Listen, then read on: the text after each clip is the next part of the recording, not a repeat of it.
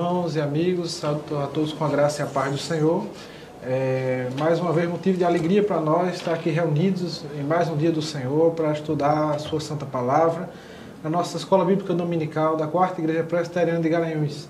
Saúdo os irmãos aqui presentes no estúdio e aqueles que nos acompanham pela transmissão do YouTube. Meus irmãos, hoje nós vamos para a aula 7, que na verdade é a continuação da aula anterior sobre os milagres de Jesus e o sinal do reino de Deus. Nós entendemos que esse tema relacionado aos milagres é um tema de crucial importância para a nossa fé e que nós vamos nos dedicar nesse tema um pouco mais no dia de hoje. Então, meus irmãos, é interessante que nós relembremos o texto que nós lemos na aula anterior, de Mateus capítulo 11, versículos de 4 a 5, que diz o seguinte: E assim respondendo-lhe, disse-lhe: Ide e anunciar a João o que estás ouvindo e vendo, os cegos veem, os coxos andam, os leprosos são purificados, os surdos ouvem, os mortos são ressuscitados e aos pobres está sendo pregado o Evangelho. Vamos orar? Pai, nessa manhã te agradecemos por esse momento, Senhor, essa oportunidade de estudar a Tua Santa Palavra. Que o Senhor possa falar ao nosso coração, que a Tua Palavra possa nos instruir, nos dar discernimento acerca desse tema tão importante que são os milagres, Pai. Te pedimos que o Senhor abençoe, Senhor, nosso estudo e nos dê da Tua santa presença, Pai. É assim que nós oramos em nome de Jesus. Amém. Meus irmãos, só recapitulando, nós vimos na aula anterior, esse texto, ele é a resposta ao questionamento que João faz por meio de seus discípulos ao Senhor Jesus, né? João está preso e ali ele pergunta a Jesus: é o Senhor que haveria de vir ou nós temos que esperar outro, né? Questionando se Cristo seria o Messias que tinha de vir. E Jesus ele vai responder àqueles discípulos que vieram trazer esse questionamento da seguinte forma, né? E de anunciar a João o que estás ouvindo e vendo, os cegos ouvem, os coxos andam, os leprosos são purificados, os surdos ouvem e os mortos são ressuscitados. E aos pobres está sendo pregado o Evangelho. O Senhor Jesus ele está citando nos seus feitos, nos seus milagres que ele tem realizado, milagres grandiosos e milagres que causam admiração e espanto e que cumprem palavras que Isaías profetizou a respeito do Messias, no capítulo 35 e também no capítulo 61, sobre os feitos e as ações sobrenaturais que o Messias realizaria, dizendo a João: olha, João, essas ações, esses feitos, eles testificam que de fato eu sou aquele que haveria de vir, o Messias, o ungido de Deus, o enviado de Deus. João, no seu momento de crise de fé, ele questiona se Jesus era aquele que haveria de vir. E Jesus responde baseado nos milagres que ele realizava. Se nós formos observar os evangelhos, nós vamos ver as descrições dos milagres que Jesus realizou. E o que são milagres? Né? São ações sobrenaturais de Deus, né? Que Deus ele age tanto na ordinariedade, através das leis que ele mesmo criou, mas Deus está acima das leis. Nós temos, Deus governa as estações, todas elas bem definidas. Deus tem leis físicas que os cientistas eles conseguiram interpretar algumas, mas Deus ele age sobre essas leis. Um exemplo claro é a lei da gravidade. Deus ele cria essa lei, mas Jesus, como sendo Deus, ele pode ir sobre essa lei e andar por sobre as águas. Qualquer peso que nós colocássemos no meio do mar, ele iria afundar até o fundo. Mas Jesus não, ele está sobre a lei, ele consegue caminhar sobre elas. E não somente caminhar, mas ele pode pegar Pedro e fazer com que ele também dê alguns passos nesse sentido. Então, meus irmãos, os milagres são essas ações sobrenaturais de Deus. Na aula anterior, nós respondemos algumas dessas perguntas. Qual é o verdadeiro propósito dos sinais, né, dos milagres? Nós vimos que João ele vai nos dizer a respeito desse propósito, né, que é nos levar a crer que Jesus é o Cristo e, crendo, ter vida em seu nome.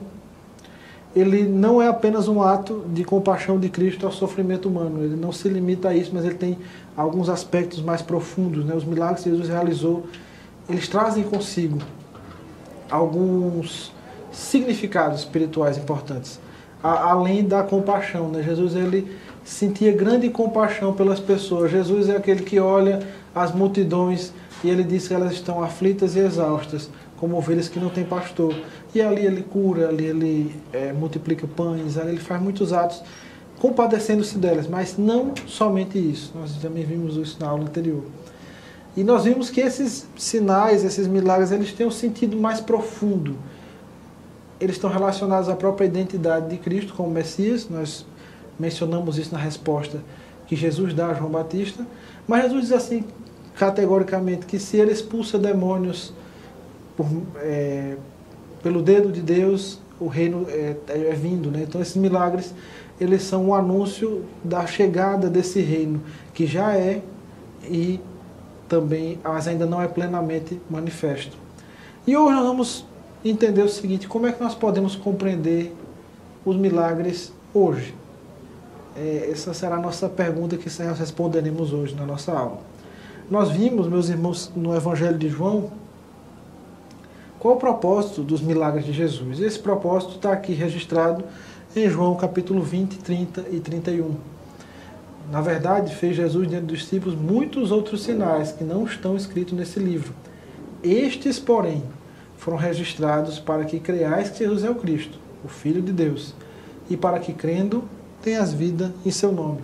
Nós nos dedicamos nesse versículo para explicar alguns detalhes, mas a título de revisão nós vimos o seguinte, que Jesus ele realizou uma quantidade grande de sinais, mas João registrou alguns específicos no seu livro com um propósito definido de que aqueles que lessem o relato do que Jesus fez, crescem que Jesus é o Cristo e que o Filho de Deus. Então, qual é o propósito dos milagres?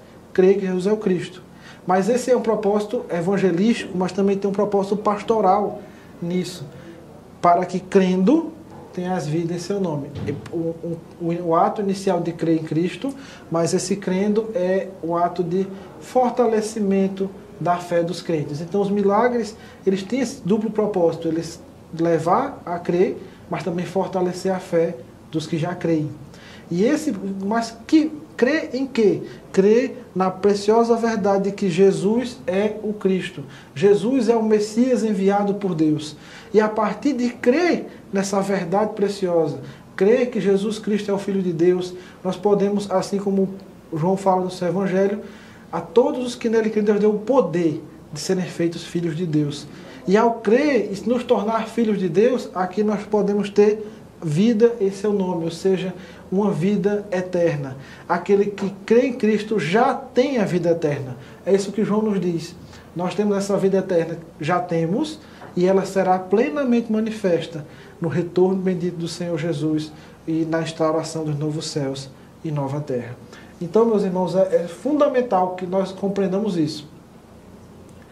Os milagres que Jesus realizou, eles têm esse propósito evangelístico de levar a crer, pastoral, fortalecer a fé dos que creem, mas creem que Jesus é o Filho de Deus e a partir de crer nele, se tornar filho de Deus e receber a vida eterna. Nós vimos também que a Escritura traz 3 termos que muitas vezes são intercambiáveis, mas é importante que nós fixemos, que são sinais, prodígios e milagres.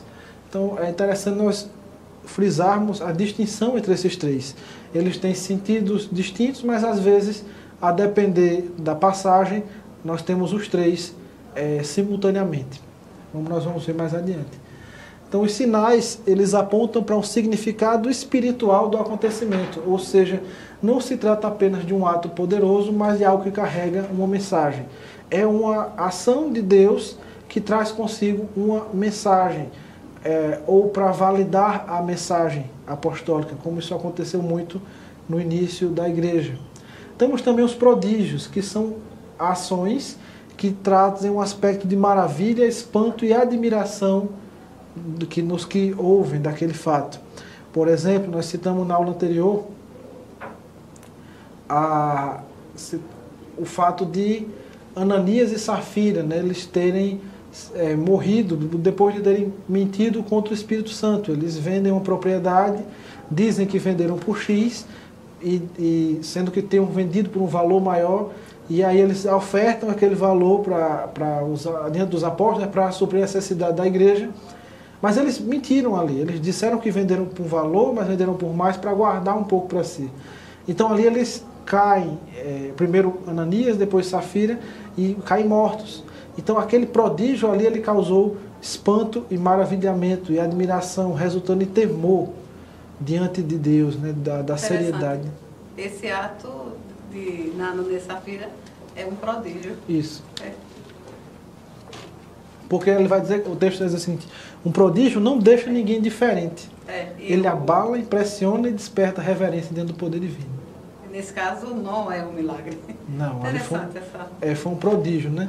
É uma ação extraordinária de Deus, né? Deus, ele pode agir um milagre de cura, quanto ele, para mostrar a sua santidade, mostrar a sua, que deve haver reverência e temor, como ele pode criar um ato como esse. A gente também tem, por exemplo, no Antigo Testamento, a gente tem um momento onde 3 pessoas lideram um motim, né, contra Moisés, que é Corá, Datã e Abirão, e a terra se abre e engole eles vivos. Então ali também é um prodígio. Imagina, você está aqui, de repente a terra se abre, a pessoa cai e a terra fecha. Não se trata de um milagre, é diferenciado. É diferente. Então também é uma ação extraordinária, mas ela tem esse propósito de causar um espanto, uma admiração e temor diante da santidade de Deus. E finalmente, milagre, nós estamos relacionando com a ideia do poder.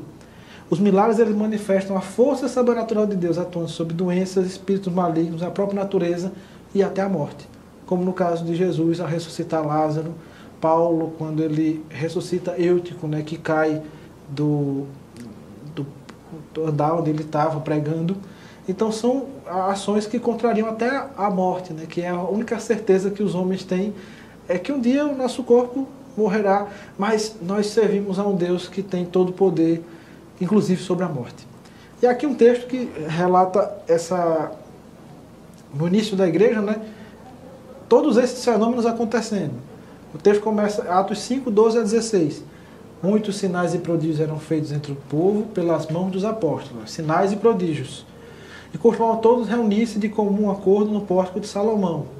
Mas dos restantes ninguém ousava juntar-lhes a eles, porém o povo lhe tributava grande admiração. Então os prodígios realizados, eles causavam esse espanto, essa admiração, porque os apóstolos estavam fazendo muitos milagres. Era necessário que naquele momento, no início da igreja cristã, que a palavra dos apóstolos fosse validada pela ação sobrenatural de Deus, através de sinais, prodígios e milagres. E aí, olha só, e crescia mais e mais a multidão de crentes, tanto os homens e mulheres agregados no Senhor. Nós vimos que os sinais, eles trazem consigo uma mensagem. E qual era o resultado dessa mensagem? Era que as pessoas criam, e elas eram agregadas ao Senhor, ou seja, elas eram inseridas no corpo de Cristo. Elas agora faziam parte da igreja. Aí o texto continua, a ponto de levarem os enfermos pelas ruas e os colocarem sobre leitos e macas, para que ao passar Pedro, ao menos a sua sombra se projetasse sobre eles, em algum deles. Afluía também muita gente das cidades de Jerusalém, levando doentes e atormentados de espíritos imundos, e todos eram curados. Então aqui temos milagres, sinais, prodígios e milagres aqui no mesmo texto. Expulsar demônios é um prodígio? Seria um milagre. Porque aí é a questão dos termos, né? Às vezes você também é um ato que causa admiração, espanto e temor, mas também é um milagre porque é uma ação do poder de Deus para libertar. Então assim, isso mesmo. Às vezes um determinado ato ele pode significar duas coisas. No caso, a expulsão do demônio, ela tem esses dois sentidos, tanto um prodígio e um milagre. Que é o caso daquele homem que era um endemoniado gadareno, né? Imagine só, ele é liberto, mas aí ele vai ter com a sua família. Imagine o espanto que a família dele tem quando vê aquele homem que vivia atormentado, vivia sem roupa, destruindo tudo, bem vestido em perfeito juízo. Então é um milagre porque é uma libertação, é um homem que foi liberto, uma ação do poder de Deus para o bem daquela vida, mas também é um prodígio para aquela cidade inteira ali que conhecia aquele homem. Mas só o testemunho que não foi para aquela, e glória para Deus. E outro fato é o seguinte, meus irmãos, vejam só, isso é fundamental que a gente entenda para algo que a gente vai falar mais adiante na aula de hoje. Os sinais, os prodígios e os milagres, eles levam à glória de Deus. Esse é um ponto, que é muito importante. Quando há um prodígio, um sinal que carrega a mensagem do Evangelho, a pessoa crê, Deus é glorificado. No meio de um prodígio, desperta-se temor, e o nome de Deus é glorificado, temor, admiração, espanto. E aqui nós temos um milagre, obviamente, né, os homens têm que glorificar ao autor do milagre, que é Deus. Então, quando se tem algum ato que Deus ele não é glorificado, então a gente tem que investigar isso aí. Porque hoje nós vamos ver que os questões dos milagres há muitos excessos e abusos. E que muitas vezes homens eles querem reivindicar para si a glória, reivindicar para si o poder, mas somente um tem todo o poder e somente ele tem que ser glorificado. Então, finalizando, meus irmãos, esse texto aqui nós já lemos de João 20, 30 e 31, então, só revisando o que a gente viu na aula passada, os propósitos dos milagres, e nós vimos o seguinte, que pegamos as perspectivas de 3 importantes teólogos reformados, João Calvino, Hermann Bavinck e Louis Berkhof. Calvino ele vai dizer que Cristo ele não fez milagres para se exibir. Não era o propósito de Cristo, por ele ter todo o poder, ele fazer milagres para a exibição do seu próprio poder. Não, eu tenho poder, eu faço isso porque eu posso. Não. Jesus ele fazia os milagres, além da compaixão que ele tinha pelas pessoas, mas para testemunhar a sua filiação divina, para testemunhar diante dos homens que o acompanhavam que ele de fato era o Filho de Deus, o Messias que viria ao mundo, e também para fortalecer a fé dos seus discípulos. Bavinck, ele vai mais adiante, ele vai dizer o seguinte, que os milagres de Cristo eles são sinais da nova criação. Ele não é a suspensão caprichosa das leis, mas a irrupção do poder restaurador de Deus no teatro do mundo, preanunciando o estado de todas as coisas. Não é que Jesus, ele caprichosamente, por ter todo o poder, ele eu vou ir além das leis da natureza. Não. Quando ele fazia aqueles sinais, era como se ele abrisse uma janela para mostrar a nova criação, os novos céus e nova terra. Imagine, meus irmãos, quando Jesus ressuscita Lázaro, ele mostra para aquelas pessoas, ele consola aquelas mulheres, aquelas irmãs dele, e ele mostra uma janela do que será o dia em que nós não haveremos, todas as nossas lágrimas serão enxugadas, onde não haverá mais morte nem choro.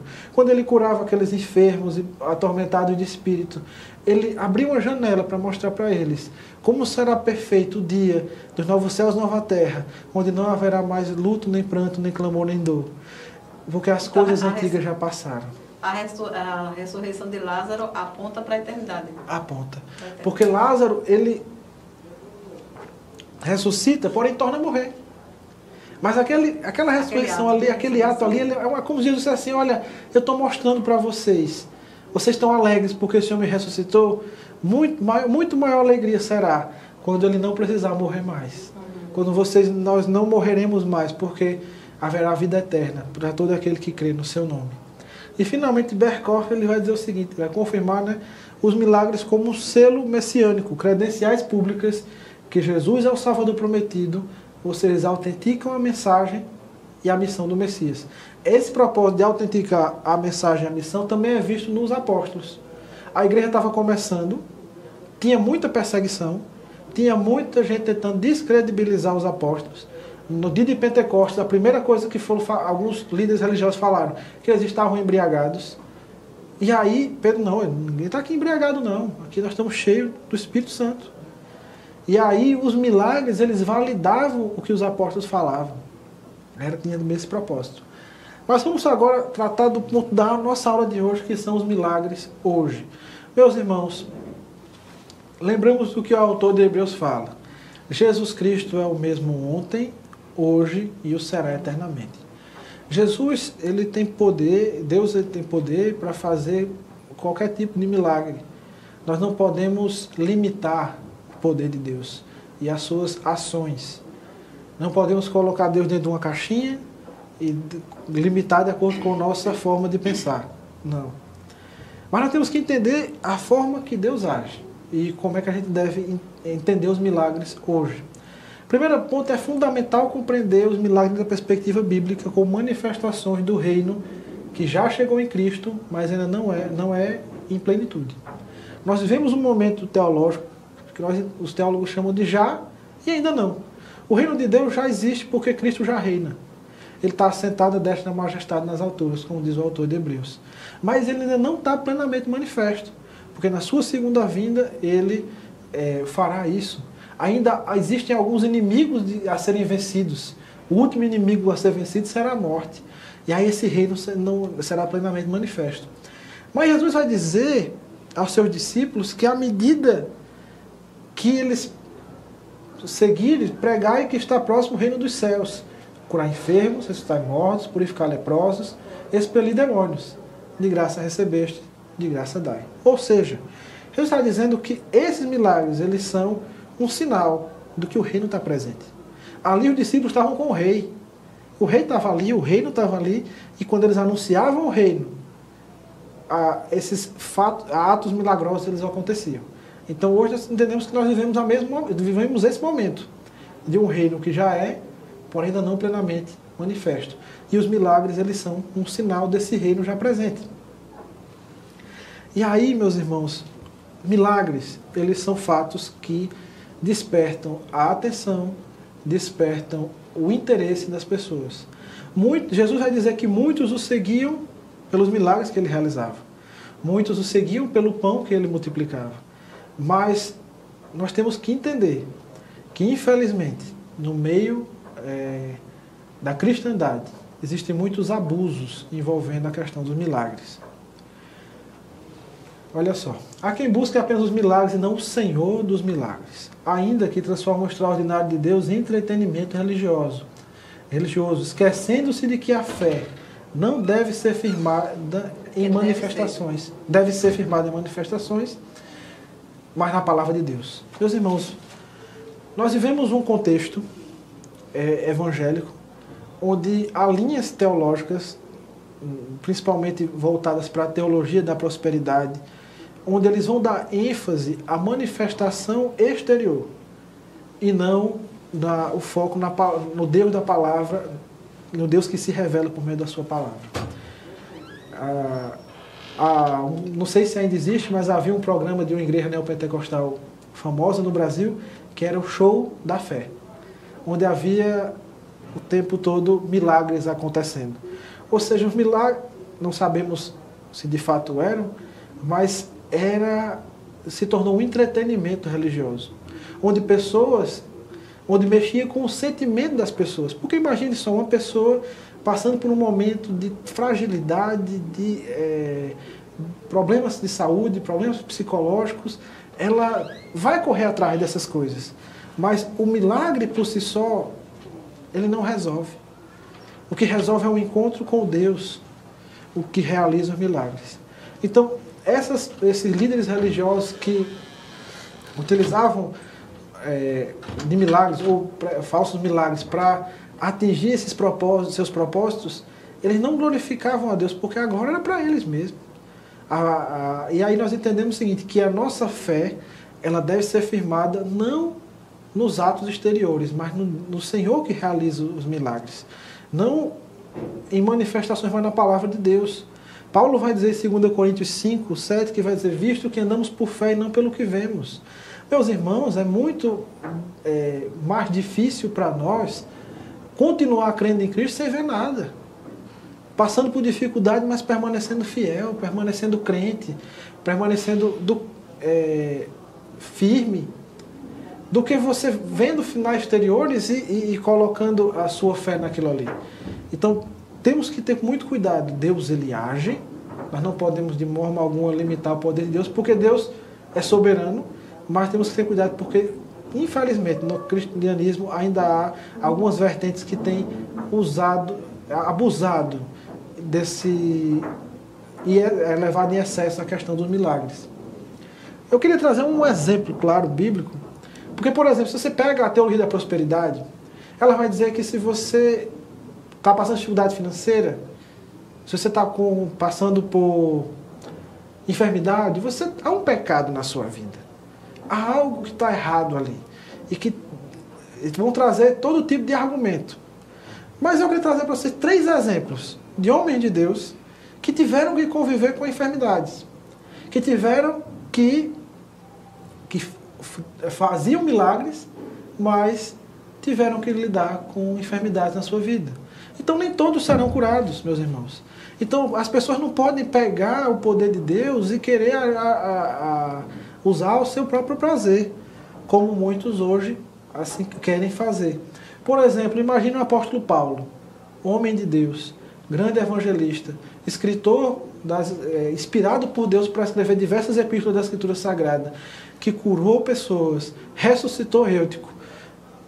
Ele teve que conviver com enfermidades, meus irmãos. Olha só o que diz 2 Coríntios 7, 12, 7, perdão, até o 9. E para que não me ensoberbecesse com grandes revelações, me foi posto espinho na carne, mensageiro de Satanás, para me esbofetear, a fim de que não me exalte. Por causa disso, 3 vezes pedi ao Senhor que afastasse de mim. Então ele me disse, a minha graça te basta, porque o poder se manifesta na fraqueza. De boa vontade, pois, me gloriarei nas fraquezas, para que sobre mim repouse o poder de Cristo. Aqui o grande apóstolo aos gentios, meus irmãos, Paulo está dizendo que ele tinha um espinho na carne que o atormentava. E ele pede a Deus que o retire. Muitos teólogos eles têm várias teorias, mas uma mais aceita é que era uma enfermidade. Paulo ele vai dizer que pregou aos Gálatas em grande enfermidade, provavelmente nos seus olhos, porque se eles pudessem, os Gálatas tinham dado os próprios olhos a Paulo. Paulo ele provavelmente tinha um problema na visão, e ele fala em uma das suas epístolas que ele escreve com letras grandes. Ou seja, ele tinha dificuldade de enxergar. Aí você imagine, por que esse homem de Deus, que realizou tantos milagres, Deus ele quis que Paulo continuasse com essa enfermidade. Ele pede por 3 vezes e Deus responde para ele, a minha graça te basta. Deus não ia curar Paulo dessa enfermidade, mas ele iria lhe dar a graça suficiente para suportá-la. E a maior parte do tempo do ministério de Paulo, grande parte dele foi preso, né? Exatamente, essa sua colocação mais tempo preso do que... é ótima. Porque se você fosse pegar o que os teólogos da prosperidade falam, como essa contradição? Há algo de errado na vida de Paulo. Paulo enfermo e preso. Então, meus irmãos, nós temos que entender que nós servimos a um Deus soberano e que Ele usa, inclusive, as enfermidades para o seu propósito na vida de Paulo. E olha o que diz o seguinte, o propósito desse espinho na carne, para que eu não me ensoberbecesse com a grandeza das revelações. Imagine só, meus irmãos, nós não sabemos o coração do apóstolo e não temos como avaliar, mas Deus conhecia. Deus conhecia. Era um homem que tinha grande capacidade, recebeu grandes revelações, e Deus disse assim, olha, eu conheço, você é melhor deixar essa enfermidade aí para que você não se ensoberbeça. Então Deus tem um propósito. Olha só, 2 colaboradores de Paulo, Trófimo e Timóteo. Erasto ficou em Corinto, quanto a Trófimo, deixei o doente em Mileto. Por que Paulo não curou Trófimo? Olha agora Timóteo. Paulo aconselha Timóteo, né? Timóteo tinha problemas estomacais. Não continues a beber somente água, usa um pouco de vinho, por causa do teu estômago e das tuas frequentes enfermidades. Então, nem todos vão ser curados nessa vida. Alguns de nós vamos padecer de alguma enfermidade, mas sabendo que a graça nos basta. Como o irmão falou, o escopo principal não era cura, mas mostrar a grandeza daquele que cura, né? Exatamente. Então aqui um quadro comparativo, meus irmãos, quais são os abusos modernos, né? São milagres transformados em espetáculos, usados como entretenimento ou para autopromoção de pregadores. Então assim, provavelmente essas pessoas que fazem isso, no dia do juízo terão que prestar contas altas, porque estão se apropriando de uma ação que não é deles. E Jesus vai fazer uma advertência com essas pessoas. Ele vai dizer, uma geração má e adúltera pede um sinal. Em Mateus 12, 39. Então, aquela geração que estava ali com Jesus, aqueles líderes religiosos, queriam sinais. Eles queriam manifestações, mas eles não se converteram ao Messias que estava ali diante deles. E aí, qual é que nós entendemos, enquanto igreja reformada? Que os milagres eles não são para exibição, mas para a edificação da fé e a glorificação de Deus. Qual é um abuso moderno? Outro abuso moderno, né? A busca por sinais acima da palavra. A Bíblia é deixada em segundo plano. O que a Bíblia nos diz? Que a fé não vem dos milagres, mas vem da palavra. Romanos 10, 17 vai dizer que a fé vem pela pregação e a pregação pela palavra de Cristo. Então é a palavra de Deus que salva, é a palavra de Deus que ouvir, né? Você ouvir essa palavra. Então olha só que interessante. Aqui é um erro das pessoas buscarem um milagre e não um real encontro com Deus. Porque imagine só, uma pessoa é curada, mas continua na mesma vida. Qual é o propósito disso? Então o que é que nós como igreja reformada entendemos é que a Escritura é suficiente. Os milagres eles podem ocorrer, mas nunca substituem a palavra. Os milagres eles servem para fortalecer a fé. Nós, essa semana, ouvimos um testemunho, né, de um milagre na vida de um irmão da nossa igreja, que quando nos alegra e nos fortalece nossa fé nesse Deus maravilhoso. Então, esse é o propósito dos milagres. Deus continua fazendo, agindo e recebendo glória por esse propósito. Promessa de cura imediata e definitiva, ensinando que o crente verdadeiro não deve adoecer. É isso que a teologia da prosperidade diz. E aqui nós vimos alguns slides anteriores que nem todos foram curados, um exemplo de Trófimo, Timóteo e Paulo. Ou seja, meus irmãos, toda cura nessa vida é provisória.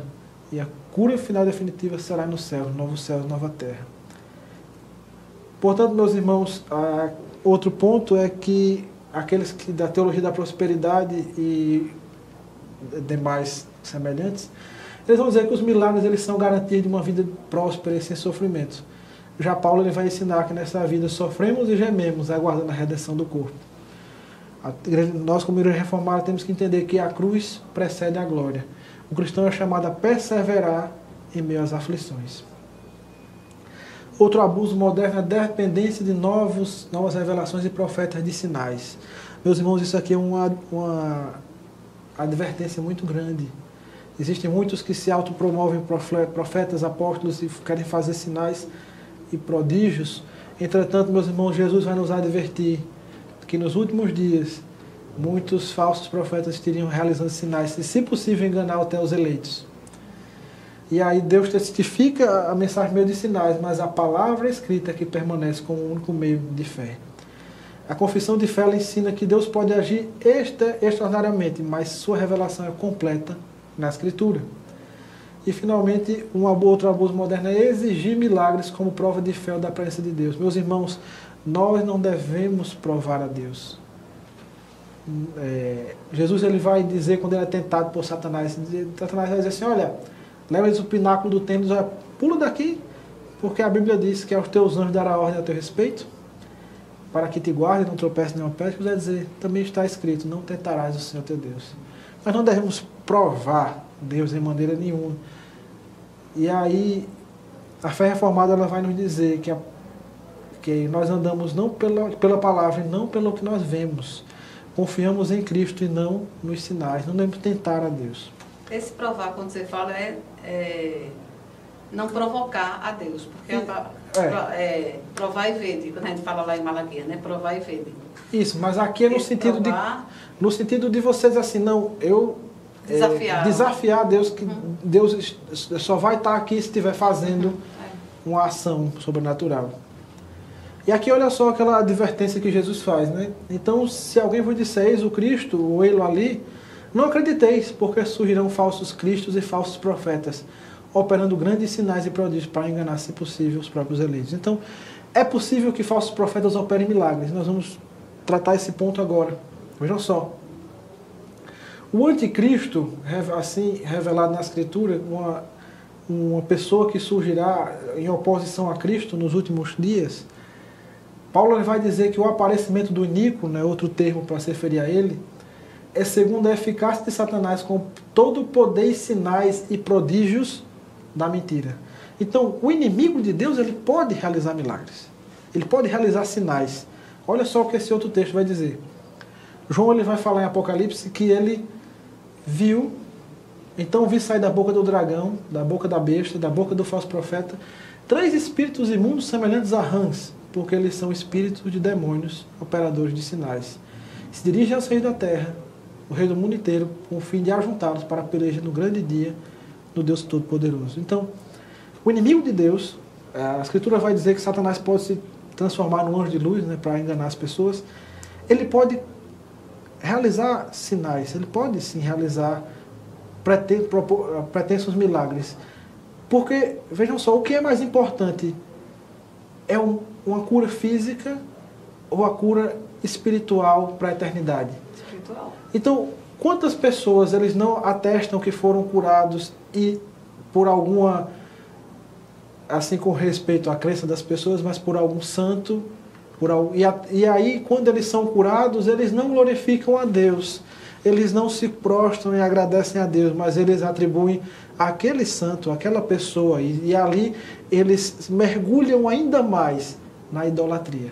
Ontem estava falando na televisão a respeito do novo santo que agora a Igreja Católica colocou, né? Que é o santo da internet. Eu digo agora até santo na internet apareceu. Então, é possível, vejam só, 2 pontos que devem ser contestados. O inimigo pode operar milagres? Pode. O que é para ele melhor? Que a pessoa seja curada fisicamente e viva na idolatria, ou que ela venha a viver enferma e em algum momento creia em Cristo e seja liberta em seu espírito, mesmo que ela não seja curada? Então, para manter os homens no engano, o inimigo ele pode operar uma cura, pode operar um milagre. Quando isso... Sobre a permissão de Deus. Sobre a permissão de Deus. E aí, em Tessalonicenses vai dizer o seguinte, que Deus entrega alguns ao engano. Então, algumas pessoas que rejeitaram a Cristo, eles sofrem uma das penas mais pesadas, que é ser entregues à sua própria sorte, ao seu próprio engano. Então, como a irmã colocou, mesmo Deus permite que essas coisas aconteçam, e essas pessoas elas são enganadas por alguns milagres, por alguns sinais, e em vez de se voltar, se prostrar e agradecer ao Deus Todo-Poderoso, eles mergulham na idolatria. Eles fazem promessas, eles fazem coisas que não glorificam a Deus, mas glorificam a outros. Então, meus irmãos, nós entendemos o seguinte, que esse é um perigo que nós temos que levar em consideração. O verdadeiro milagre, ele aponta para a glória de Deus. Ele aponta para que somente Ele receba a glória. Infelizmente, o inimigo ele pode agir dessa forma para levar pessoas a viver no engano. Então, nós como igreja, como nós devemos nos comportar hoje? Olha só que texto interessante, meus irmãos.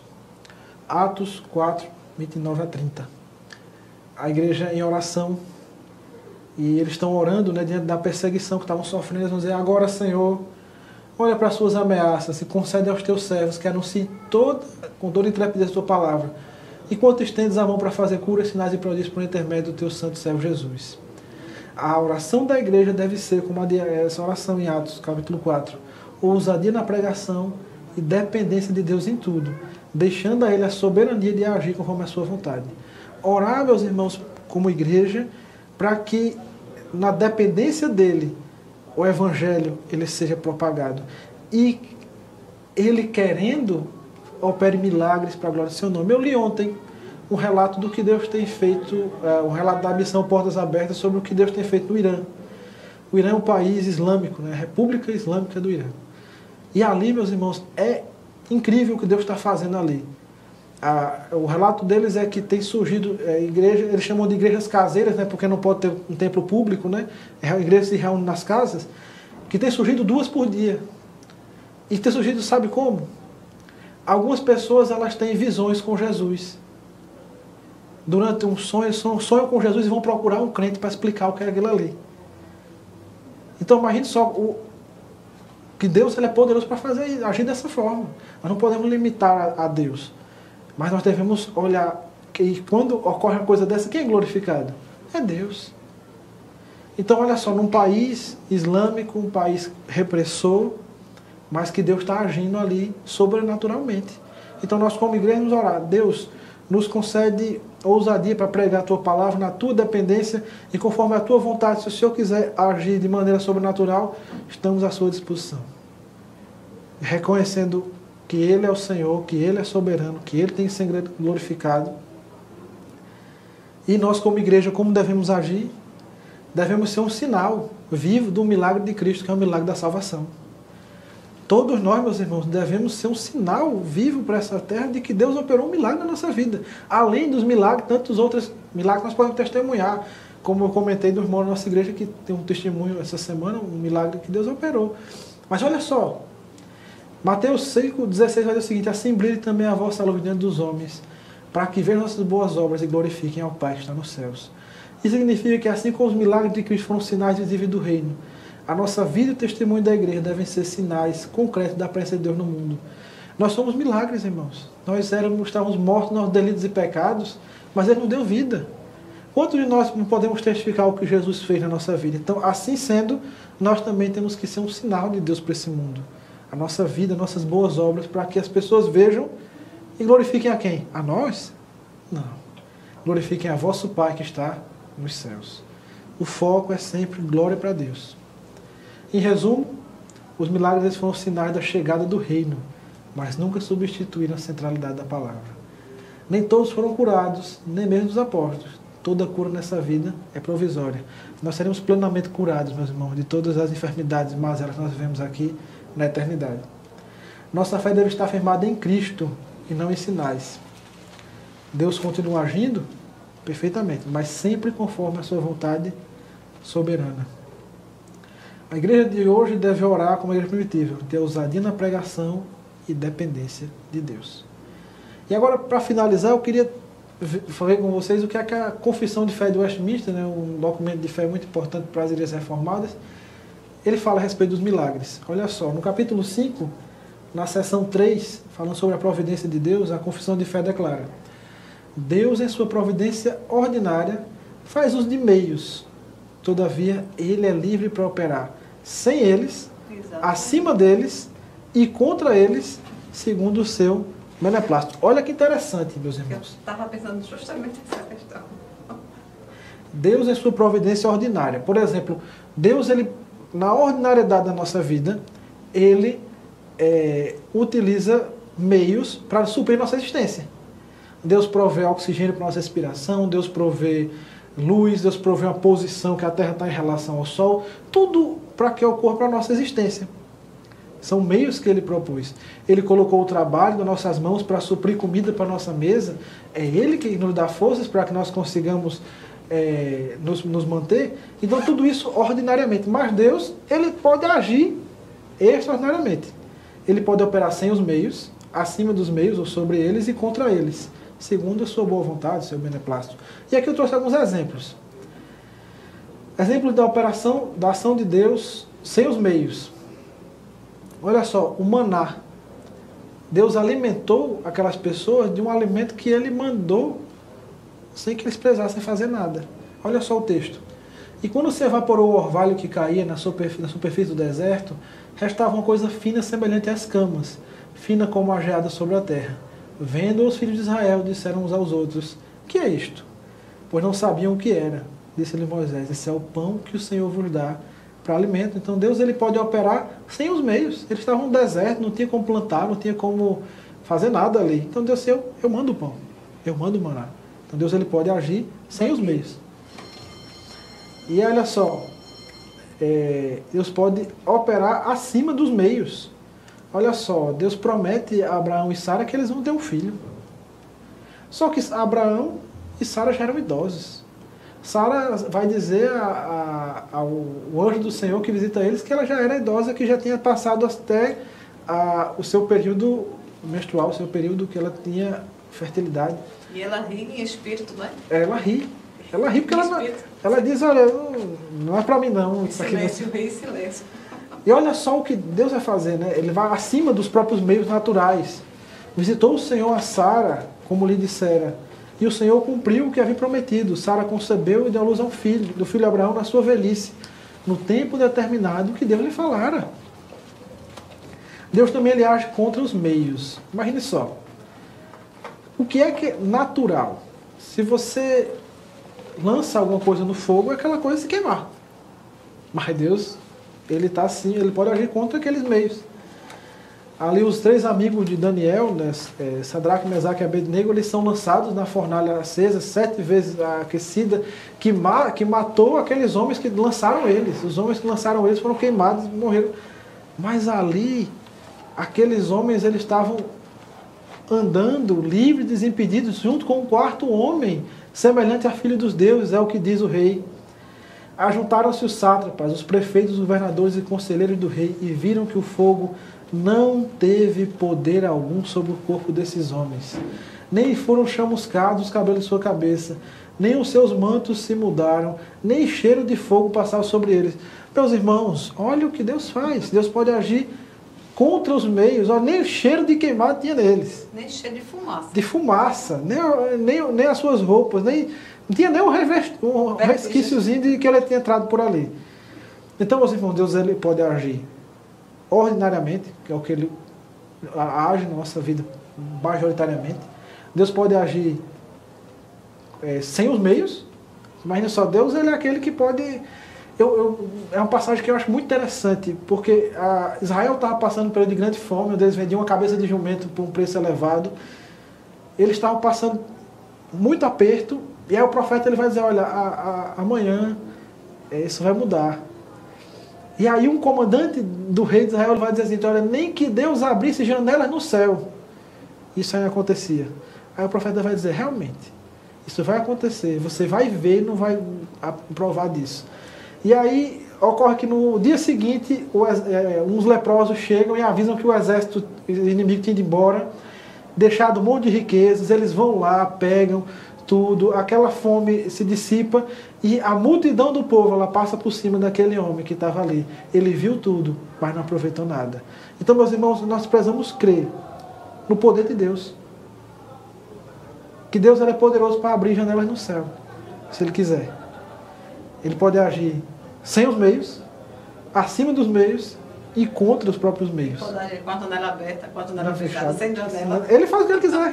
Então, que nós possamos crer no Deus que é o mesmo ontem, hoje e o será eternamente. Mas, finalmente, agora a confissão de fé vai dizer o seguinte, confirmando o seguinte, que Deus pode agir dessa forma, e ele vai dizer o seguinte, com relação à fé salvífica. Por essa fé, o cristão, segundo a autoridade do próprio Deus, falando em sua palavra, crê ser verdadeiro tudo o que está revelado nela.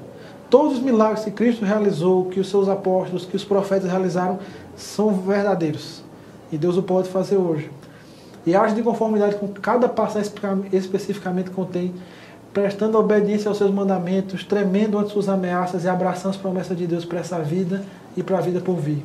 Os principais atos de fé salvífica, porém, são aceitar, receber e descansar unicamente em Cristo para a justificação, a santificação e a vida eterna, em virtude do pacto da graça. Meus irmãos, os milagres eles são importantes, o que Cristo realizou e os seus apóstolos e profetas é verdadeiro, porém o principal ato, meus irmãos, é a fé nele, naquilo que ele revelou na sua palavra.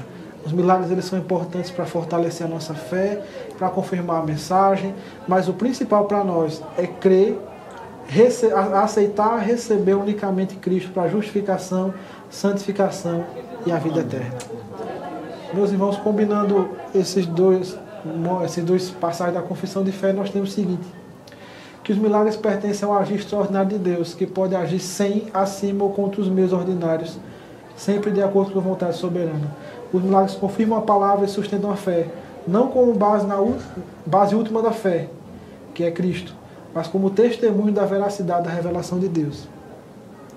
Os milagres eles são biblicamente subordinados à redenção, feitos com o propósito de glorificar a Cristo e conduzir o povo de Deus à confiança nele. E finalmente, meus irmãos, os milagres de Jesus eles são muito mais do que acontecimentos extraordinários do passado. Eles são sinais escatológicos e cristológicos para a glória de Deus. Escatológicos porque antecipam a restauração final de todas as coisas. Cristológicos porque revelam de forma clara a identidade de Jesus como Cristo prometido, o Filho de Deus. E agora para nós, hoje a igreja vive no tempo do já e ainda não. Já experimentamos as vitórias do reino inaugurado, mas ainda aguardamos a sua consumação. Nesse intervalo, cabe à igreja viver como agência ou sinal visível de um reino invisível, proclamando o Evangelho, praticando a justiça e vivendo em esperança. Vamos orar? Querido Pai, te agradecemos pela palavra, Senhor, que o Senhor nos deu nessa manhã para que nós estudássemos sobre os milagres realizados pelo Teu Santo Filho Jesus. Te agradecemos porque Ele é o mesmo ontem, hoje e será eternamente. Nos leva a crer que Tu és o Deus que age ordinariamente, mas também age sem os meios sobre eles e contra eles. Dependemos de Ti para tudo, Pai. Assim que nós oramos em nome de Jesus. Amém.